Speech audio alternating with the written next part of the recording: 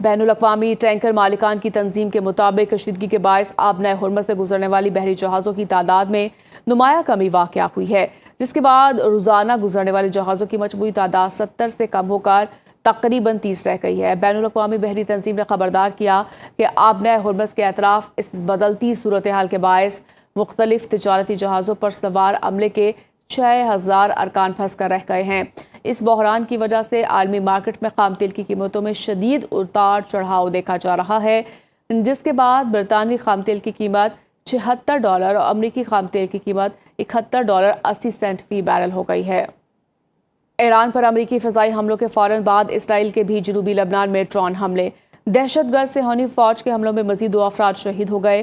لبنانی news agency کے مطابق اسرائیلی drone نے جنوبی لبنان کے علاقے نباتیہ الفوقہ کو نشانہ بنایا، جہاں گنداور ہاسپٹل کے قریب پیدل جانے والے 2 شہری موقع پر ہی دم توڑ گئے۔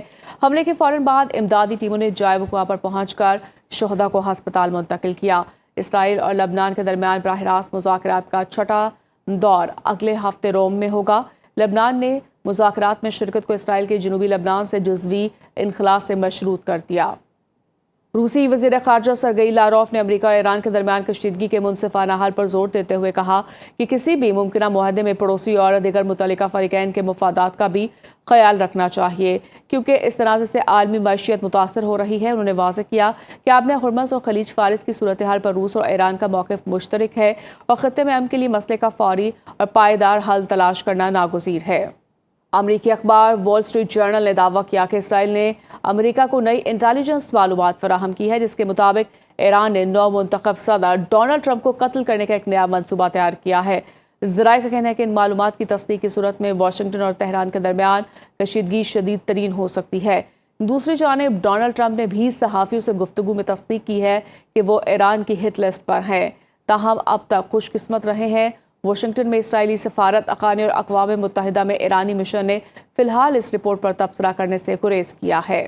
اسرائیلی وزیراعظم بنیامن نیتن یاہو اور امریکی صدر ڈونلڈ ٹرمپ کے درمیان ٹیلی فون پر اہم رابطہ ہوا، جس میں دونوں رہنماؤں نے مختلف شعبوں اور فوجی محاذوں پر اپنے ممالک کے درمیان قریبی رابطہ اور تعاون جاری رکھنے پر اتفاق کیا۔ اسرائیلی پرائم منسٹر کے دفتر کی جانب سے جاری بیان کے مطابق صدر ٹرمپ نے وزیراعظم نیتن یاہو کو خلیجی خطے میں امریکہ کی حالیہ فوجی اور سفارتی پیش رفت سے تفصیلی طور پر آگاہ کیا۔